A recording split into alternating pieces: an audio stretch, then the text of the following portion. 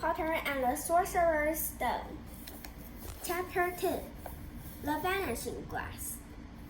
Nearly 10 years had passed since the Dursleys had woken up to find their nephew on the front step, but Private Drive had hardly changed at all. The sun rose on the same tiny front gardens and lit up the brass number 4 on the Dursleys' front door. It crept into their living room, which was almost exactly the same as it had been on the night when Mr. Dursley had seen that fateful news report about the owls. Only the photographs on the mantelpiece really showed how much time had passed.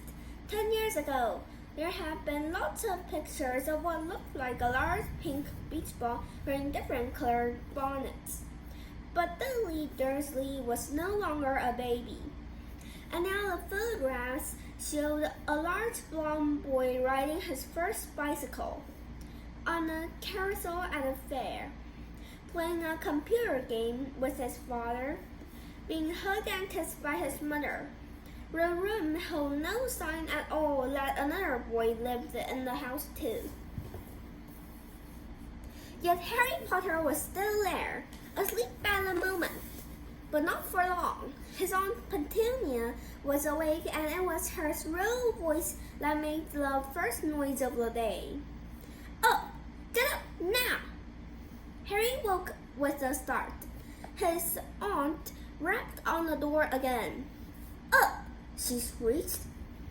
Harry heard her walking toward the kitchen, and then the sound of a frying pan being put on the stove. He rolled onto his back and tried to remember the dream he had been having. It had been a good one. There had been a flying motorcycle in it. He had a funny feeling he'd had the same dream before. His aunt was back outside the door. "Are you up yet?" she demanded. "Nearly," said Harry. "Well, get a move on. I want you to look after the bacon. And don't you dare let it burn. I want everything perfect on Dudley's birthday." Harry groaned. "What did you say?" His aunt snapped through the door. Nothing. Dudley's birthday. How could he have forgotten?" Harry got slowly out of bed and started looking for socks. He found a pair under his bed and, after pulling a spider off one of them, put them on.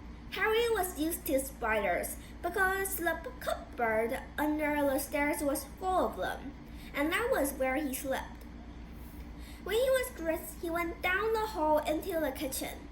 The table was almost hidden beneath all Dudley's birthday presents. It looked as though Dudley had gotten the new computer he wanted, not to mention the second television and the racing bike.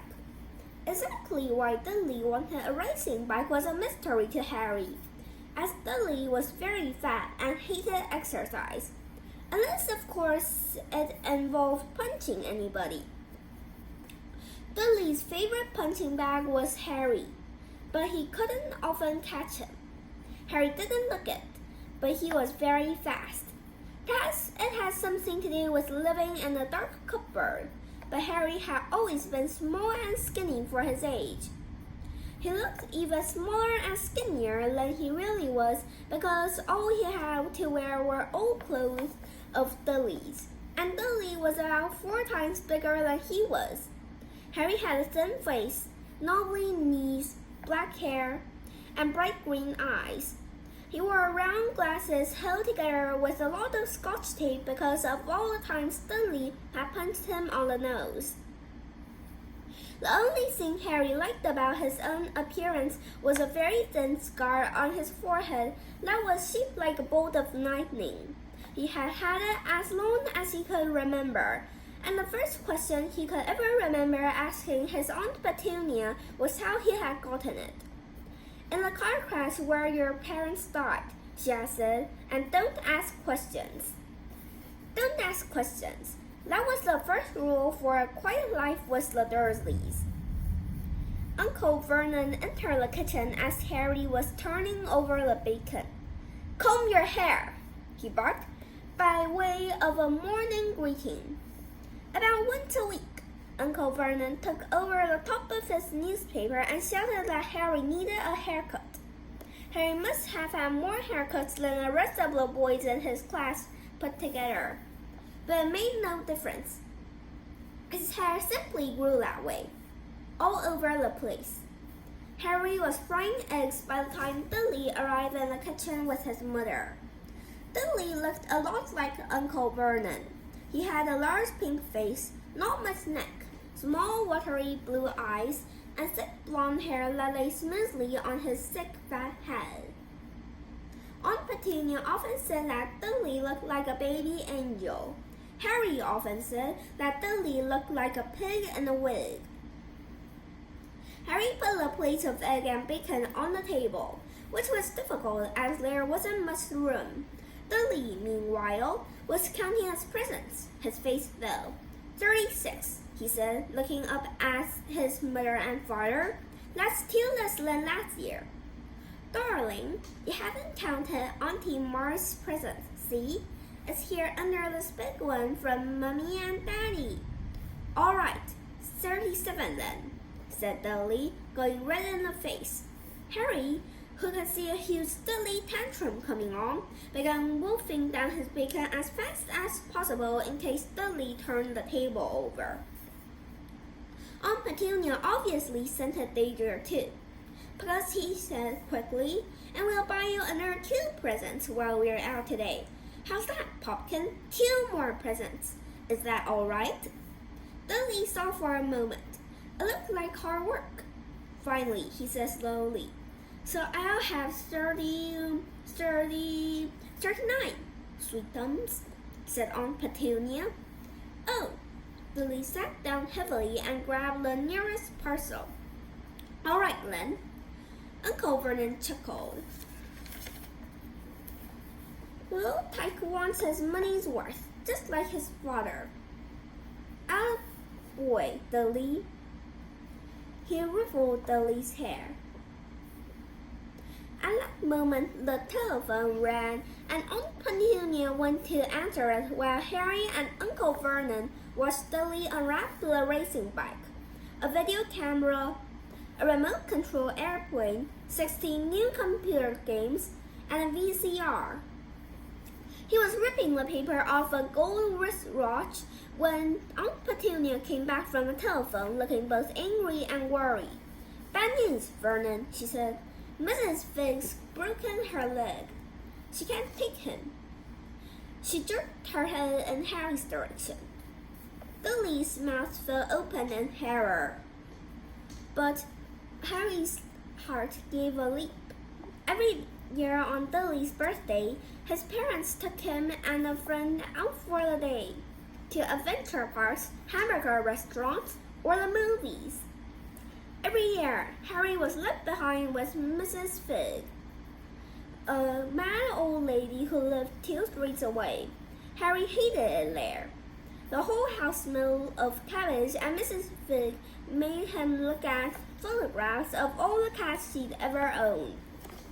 Now what? Said Aunt Petunia, looking furiously at Harry as though he'd planned this.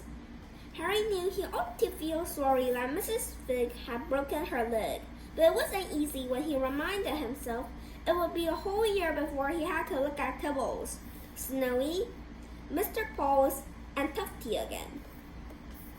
We could phone Marge, Uncle Vernon suggested. Don't be silly, Vernon. He hates that boy. The Dursleys often spoke about Harry like this, as though he wasn't there, or rather, as though he was something very nasty that couldn't understand them, like a slug. What about what's her name, your friend, Yvonne? On vacation in Majorca, snapped Aunt Petunia. You could leave me here. Harry put in hopefully. He'd be able to watch what he wanted on television for a change and maybe even have a go on Dudley's computer. Aunt Petunia looked as though she just swallowed a lemon. And come back and find the house in ruins, she snarled.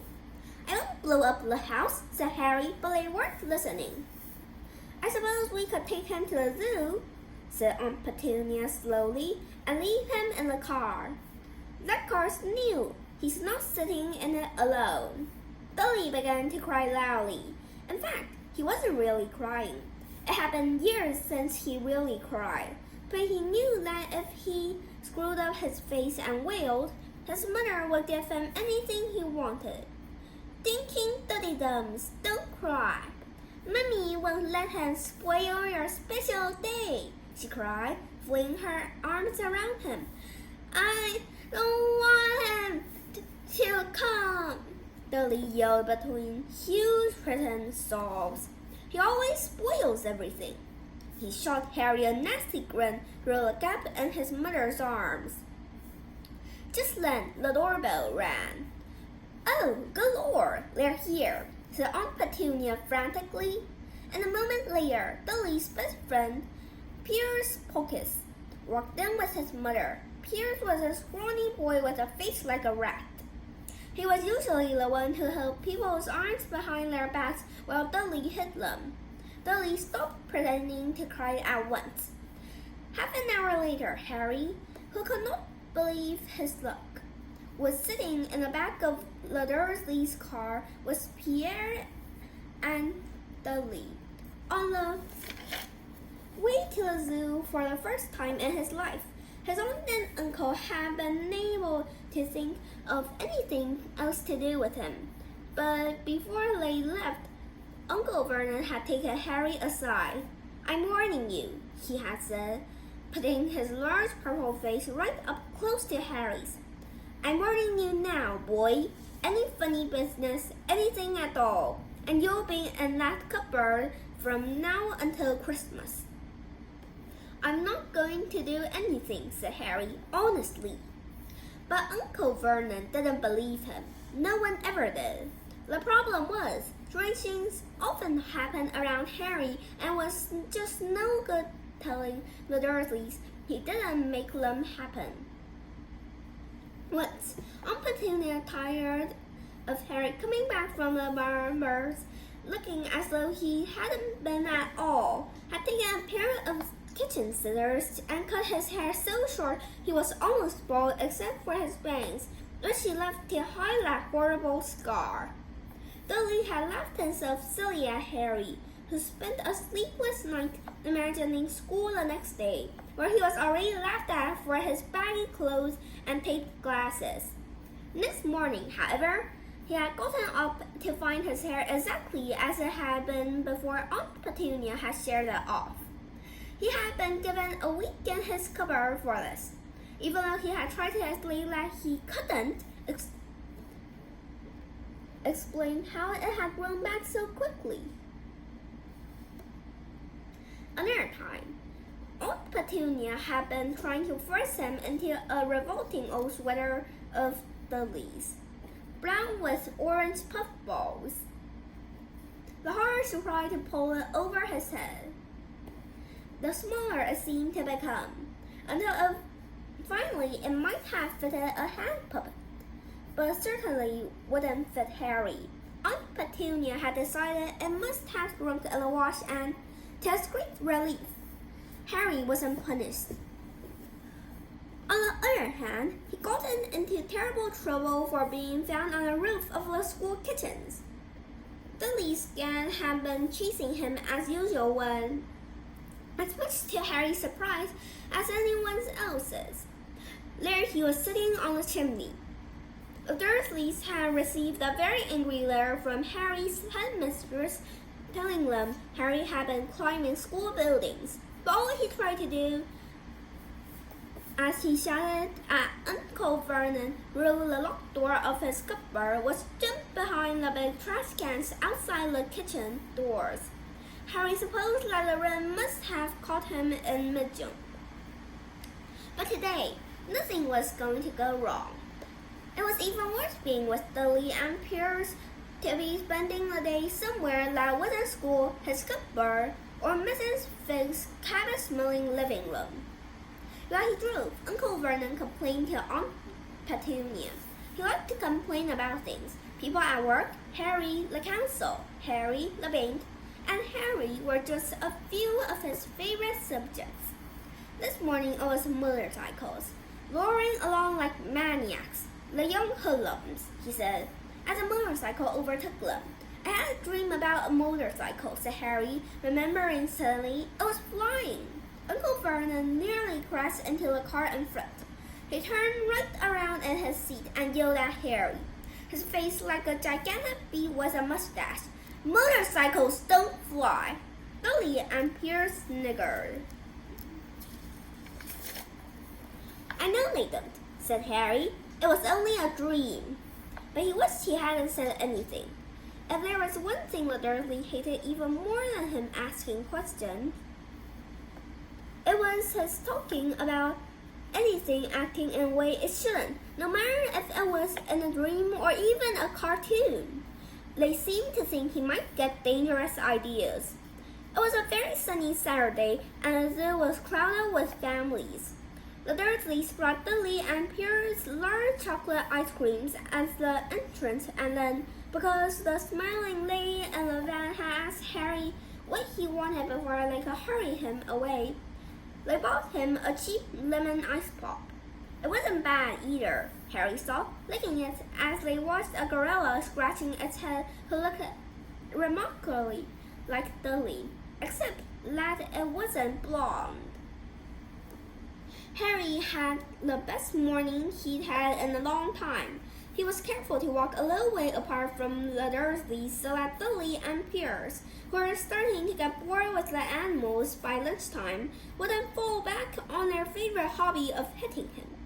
They ate in a zoo restaurant, and when Billy had a tantrum because his Knickerbocker Glory didn't have enough ice cream on top, Uncle Vernon bought him another one, and Harry was allowed to finish the first.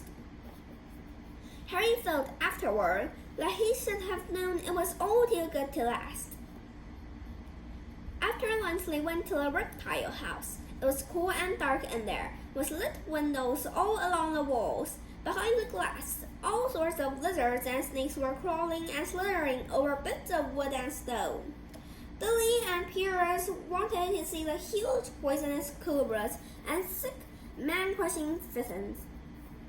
Billy quickly found the largest snake in the place.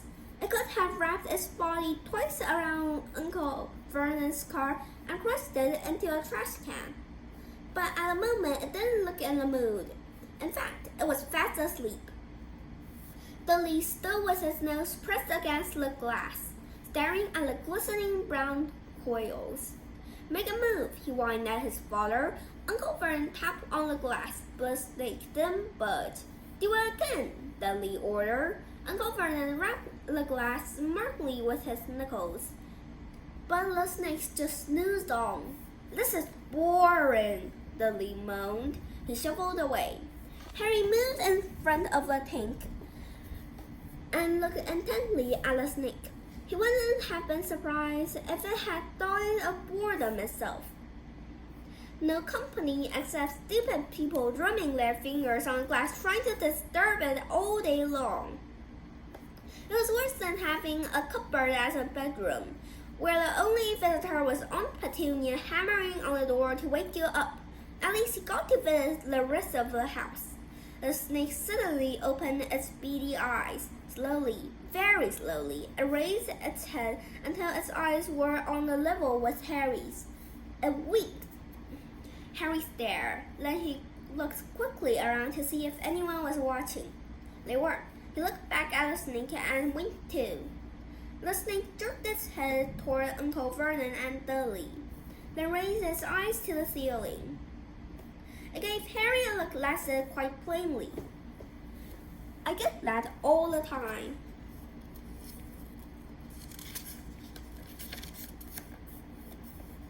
I know, Harry murmured through the glass, though he wasn't sure the snake could hear him. It must be really annoying.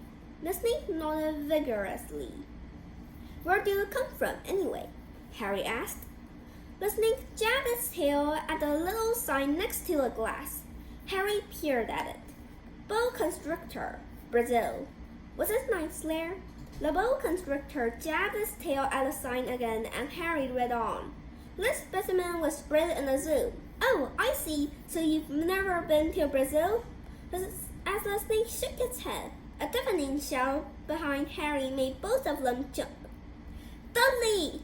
Mr. Dursley, come and look at the snake! You won't believe what it's doing!